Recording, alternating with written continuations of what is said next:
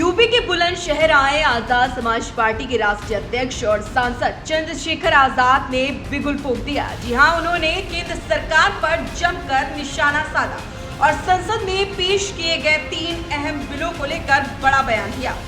उन्होंने कहा कि संसद में ऐसे बिल पेश किए जा रहे हैं जो जनता के हक छीनने का काम करेंगे। सरकार को सोचना चाहिए कि लोकतंत्र में जनता की आवाज सबसे ऊपर होती है और रावण अभी जिंदा है और जब तक अन्याय के खिलाफ लड़ाई है हम मैदान में डटे रहेंगे।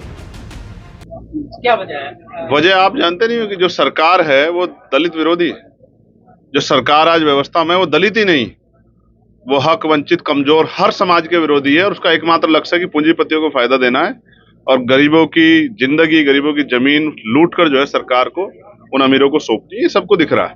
आज पत्रकार सुरक्षित नहीं है, पुलिस के जवान सुरक्षित नहीं है, नौजवान सुरक्षित नहीं है, महिलाएं सुरक्षित नहीं है, किसान अभी ये पूरी बेल्ट में पानी आता है, किसानों की फसलें बह गई, सरकार में कोई सुनने वाला नहीं है। लगातार हम लोग मांग उठा रहे हैं। स्कूल बंद किए गए तो उस पर मर्जीकरण के खिलाफ हमने आवाज उठाई, तब जाके वो स्कूल रुके हैं। शिक्षा का अधिकार छीन रहे हैं, रोजगार का अधिकार छीन रहे हैं, जमीनें छीन रहे हैं, लोगों की जान छीनी जा रही है सरकार में। बहन बेटियां सेफ नहीं, रेप हत्या हो रही है, कोई पूछने वाला नहीं है। चंद्रशेखर यही नहीं रुके, उन्होंने आगे कहा कि चोरी हक की हो या वोट की, चोरी गलत है। जब चोरी होती है तो लोगों के मन में क्रोध और अविश्वास लाजमी है। चोरी हक की हो या वोट की, चोरी तो गलत। कि वोट चोरी किसी भी चीज की हो, वोट की हो या किसी और हक की हो, चोरी गलत है। और जब चोरी होगी तो लोगों के मन में क्रोध और अविश्वास होना लाजमी।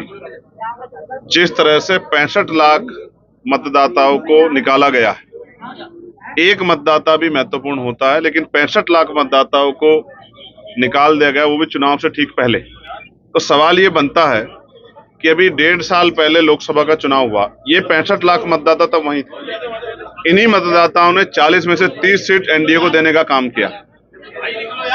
जिन मतदाताओं के जरिए एनडीए ने 40 में से 30 सीट जीती, आज विधानसभा चुनाव के समय उनमें से 65 लाख मतदाता कम करके ऐसा लग रहा है कि कोई राजनीतिक साजिश या उस चुनाव में वोट की चोरी करने का एक पूरा जो है योजनाबद्ध जो है व्यवस्था की गई। आपको बता दें कि सरकार दलित विरोधी है, गरीब वंचित विरोधी है। सरकार का लक्ष्य पूंजीपतियों को फायदा देना है। सरकार गरीबों की जिंदगी और जमीन को लूटकर अमीरों को सौंपना चाहती है। पत्रकार सुरक्षित नहीं, जवान नौजवान सुरक्षित नहीं, महिला सुरक्षित नहीं, यहां तक कि हाल ही में क्षेत्र में पानी किसानों की फसलों को बहा ले गई। सरकार शिक्षा और रोजगार का अधिकार छीन रही, खुलेआम रेप हत्या हो रही, कोई पूछने वाला नहीं। निकम्मी सरकार बड़े दावे करती है, लेकिन सरकार को शर्म आनी चाहिए। वहीं अंत में चंद्रशेखर आजाद ने कहा कि उनकी लड़ाई दलित, पिछड़ों और गरीबों के हक की है। वह किसी भी कीमत पर पीछे नहीं हटेंगे। बुलंदशहर से जनपद न्यूज के लिए सत्यवीर सिंह की रिपोर्ट।